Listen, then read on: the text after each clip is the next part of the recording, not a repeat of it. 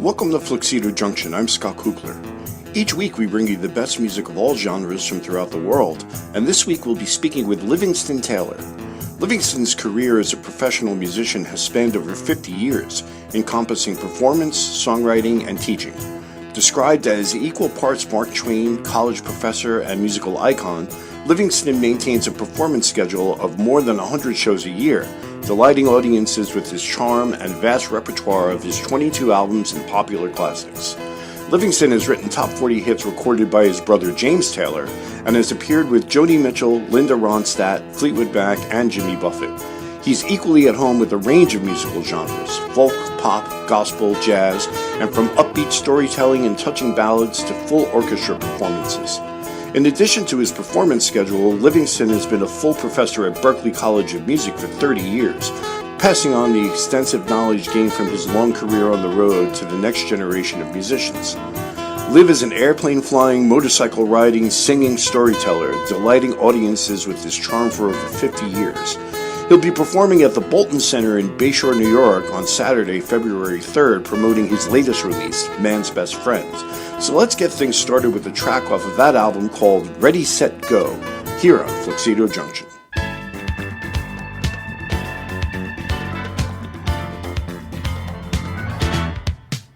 There you were, shy one, standing in the corner while everyone stepped by, but a romance had begun. Fate brought you in my direction, downright perfection. People talk of rainbows, fine and rare. They waste their words on rainbows, they don't know you're there. Ready, set, go, fall in love. Don't you say no, darling. Ready, set, go, fall in love with me. There are things that I believe in this whole wide world. There's just one Mrs. Right. Tonight I saw her. She is you. You say what you please. My life's a breeze. People on the outside can be so cold. The warmth you have has touched my soul. Ready, set, go, fall in love. Don't you say no, darling. Ready, set, go, fall in love with me. Don't be afraid. What's your question? It's time for love, not introspection. The world that I see is a world for two, and what I have in mind is big and beautiful. Ready, set, go, fall in love.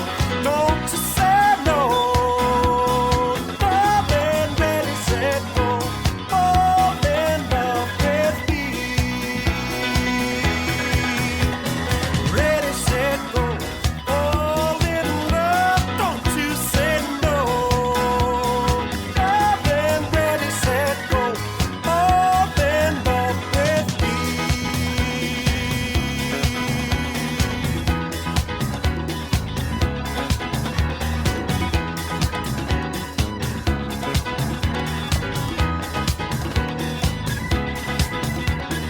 Ready, set, go. Don't you say no. Ready, set, go. Don't you say no. Ready, set, go.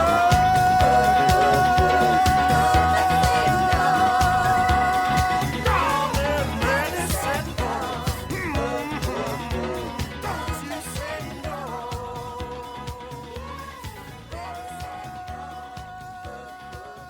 You're going to be performing at the Bolton Center in Bayshore here on Long Island on February 3rd. And having never had the pleasure of seeing you live yet, I went to YouTube and I watched the most recent episode of the Livingston Taylor Show, and you look like you're having a blast doing that show. Yeah, I have a lovely time.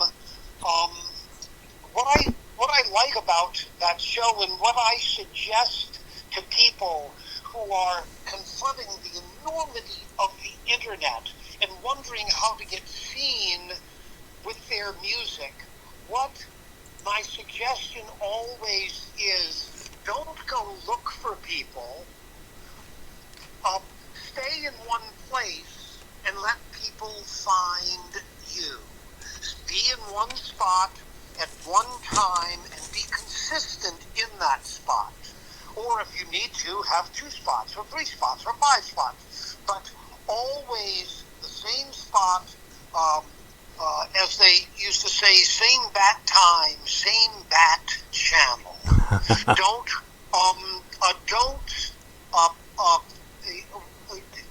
you can hire people to help you get into the internet. It's ridiculous. You're not going to compete with Taylor Swift and Elton John. What they have at their disposal, not to mention the Ford Motor Company and Ozempic. They're far. They have far more resources, and so be in one spot and be findable. That's just more answer to that question than you wanted, but that's why the Livingston Taylor show is that I wanted people to be able to find me not every week, but on Tuesdays at 4 o'clock. And if we're broadcasting, that's when we're doing it.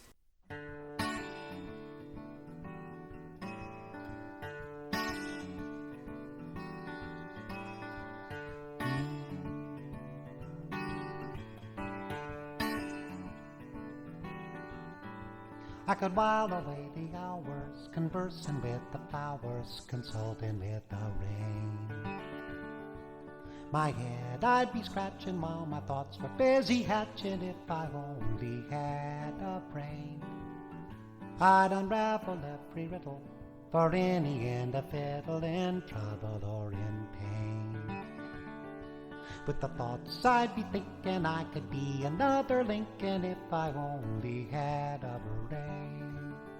Oh, I could tell you by the oceans near the shore, and I could think of things I'd never thunk before, and then I'd sit and think some more.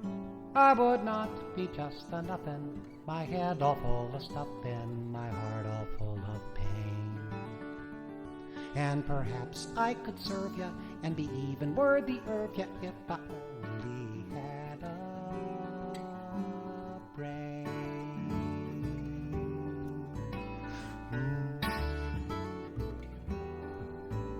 When a man is like a kettle, he should be on his mettle, and yet I'm torn apart. Just because I'm presuming that I could be kinda human if I only had a heart. I'd be tender, I'd be gentle, and awfully sentimental regarding love and art. I'd be friends with the sparrows and the guy who shoots the arrows if I only had a heart. Picture me, a balcony above, a voice sings low. Wherefore art thou Romeo? I'd hear a beat, how sweet, just to register emotion, jealousy, devotion, and really feel the part. I would stay young and chipper, and I'd lock it with a zipper if I only had a heart.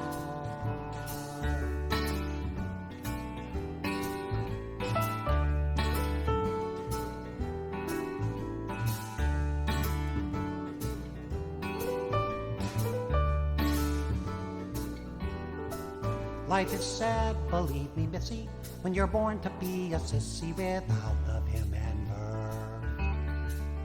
But I could change my habits, never more be scared of rabbits if I only had the nerve.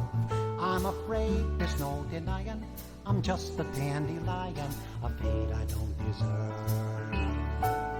But I could show my prowess, be a lion, not a mouse, if I only had the nerve. I'd be full of pride, a king down to the core, and I would roar the way I never roared before, and then I'd roar and roar some more. I would show the dinosaurus who's king around the forest, a king they better serve. Why, with my beagle beezer I could be another Caesar if I only had the nerve. If I only had a brain, if I only had a heart.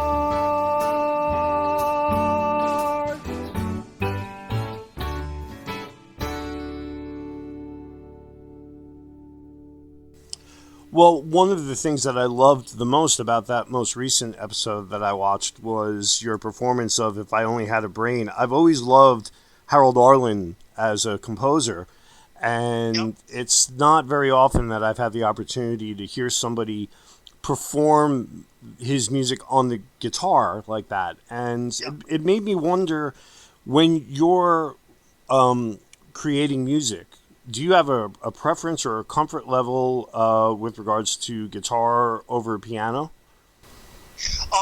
I play them both, and I use them both. I'm a better guitar player than I am a piano player, but piano is that's the universal language. So always a good idea to be able to play both, because what will happen is I'll be writing something on the guitar, and if I get stuck, then I can go to the piano, and my options are much clearer. Key to key, things are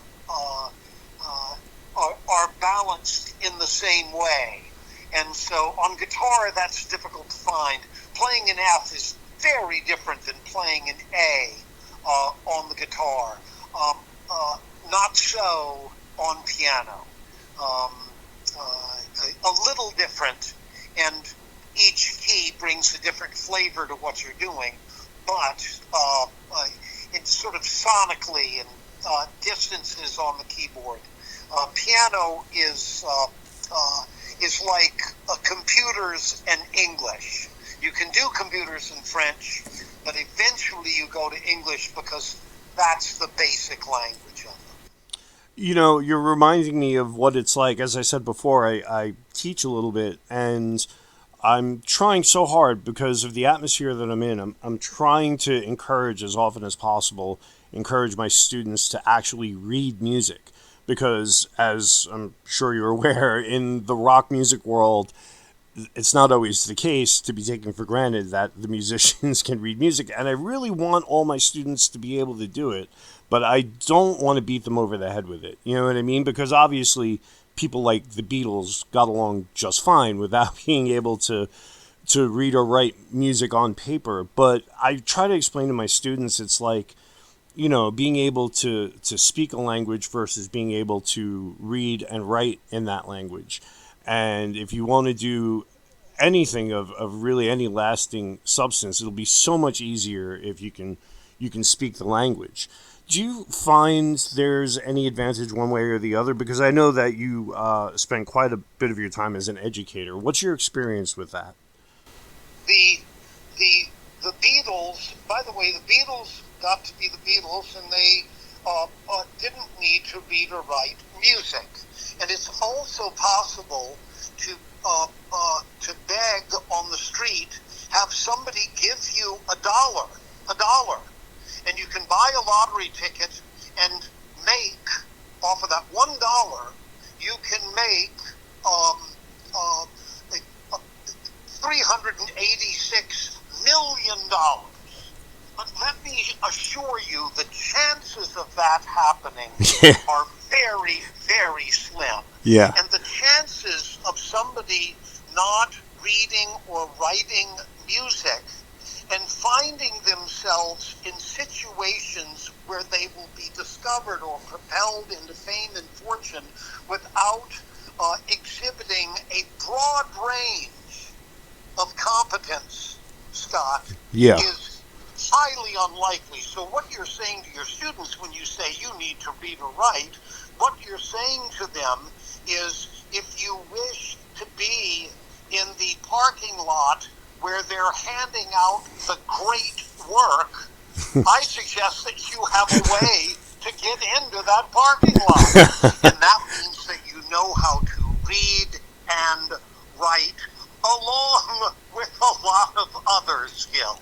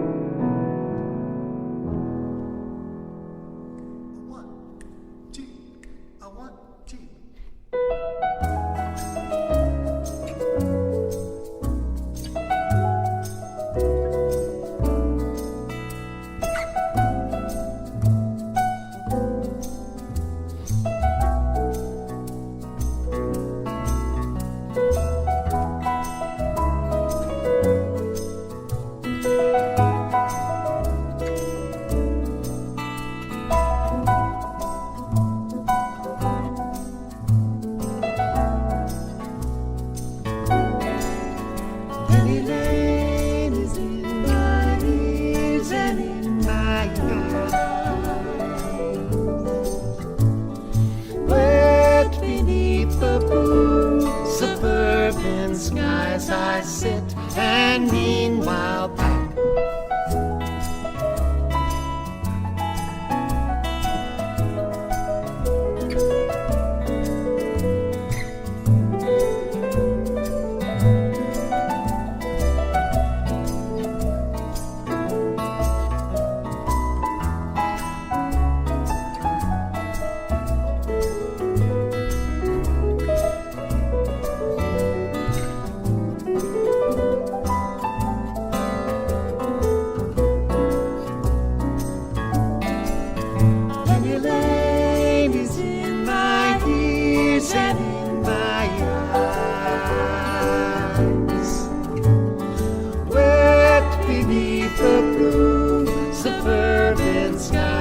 I sit and meanwhile pack. Penny Lane is in my ears and in my eyes.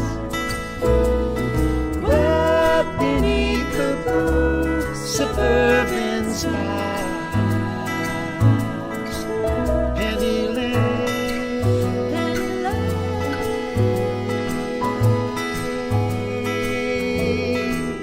Penny Lane. In my ears and in my eyes. Slow down, you move too fast. You got to make the moment last. Pity Lane.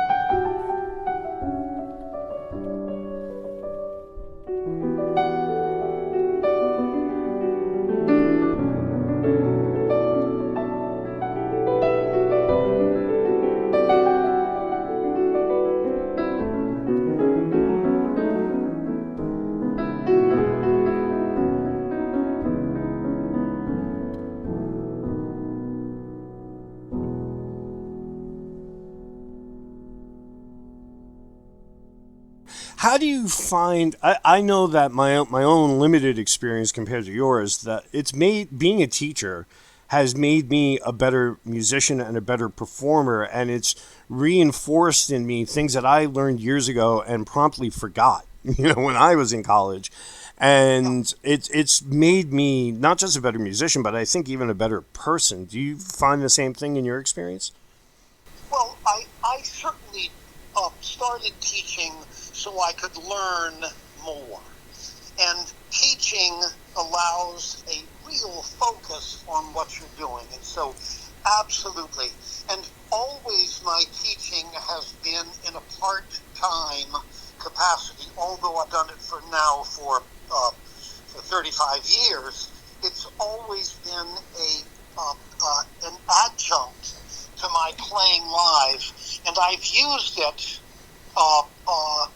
in thinking about the process to refine and sharpen my own performing skills. That said,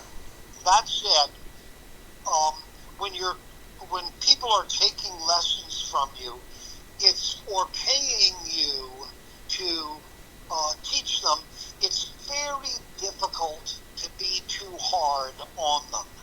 And so, if they're paying you for a lesson or coming to you for a lesson, you can suggest that they read and write. And you can assure them that the chances of them prospering without being able to read or write go way down. I feel like this would be a great time to bring up the stage performance playbook. Could you give a little bit of background to my audience as to what that project is all about? Well, the book I wrote, there's a phrase that says publish or perish in academia, and you certainly want to write something about what you're doing. And I wrote a book on stage performance, but then I went and did a series of videos for a company called Surefire, and that is my course in video format.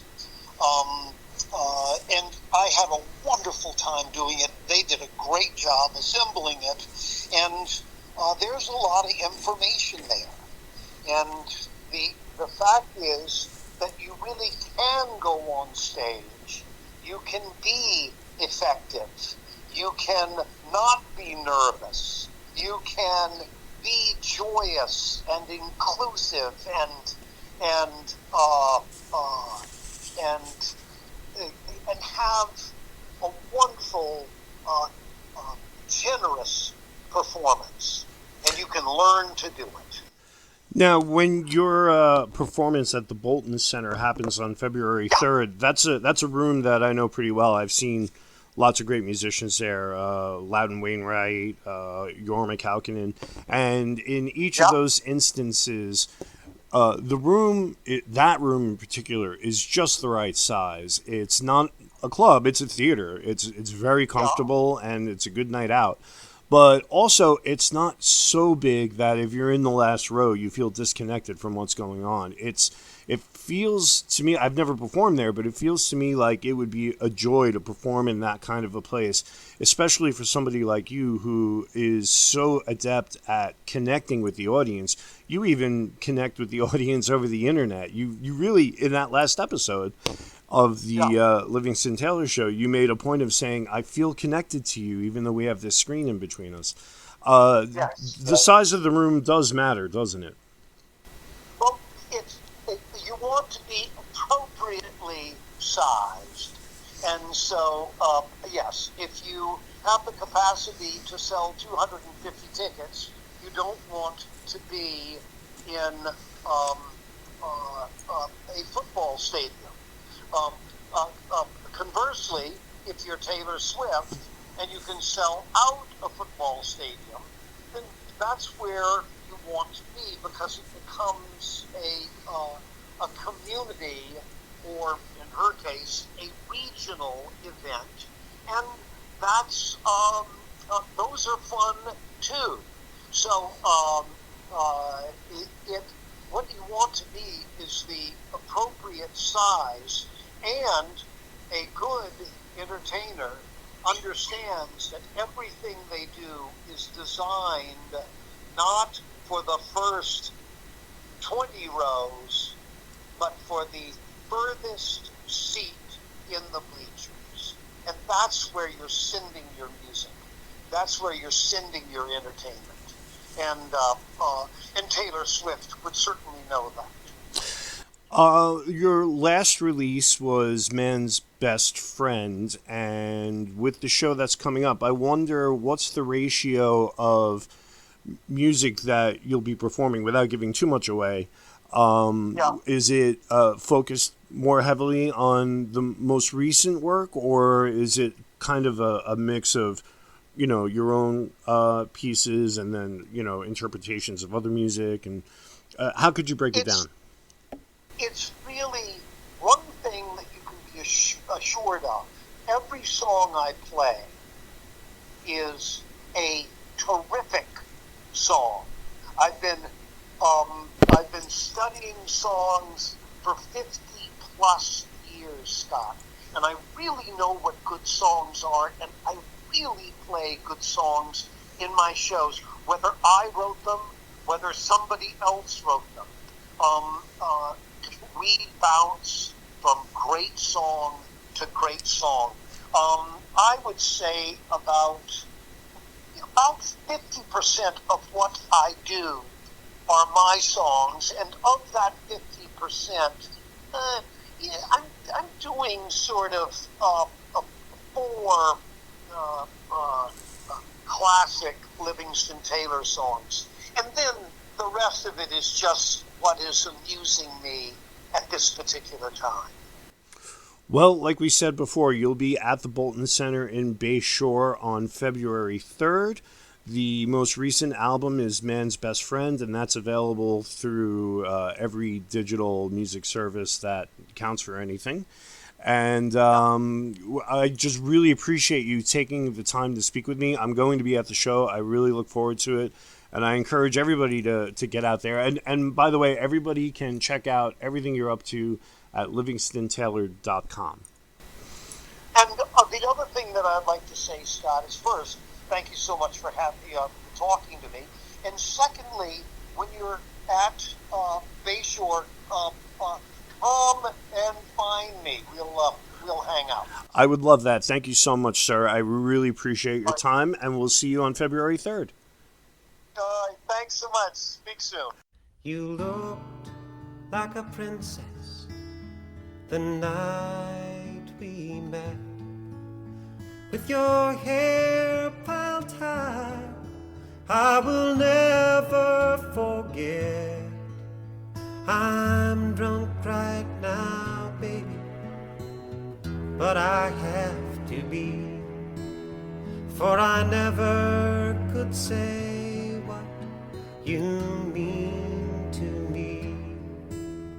I loved you the first time I saw you, and I always will love you.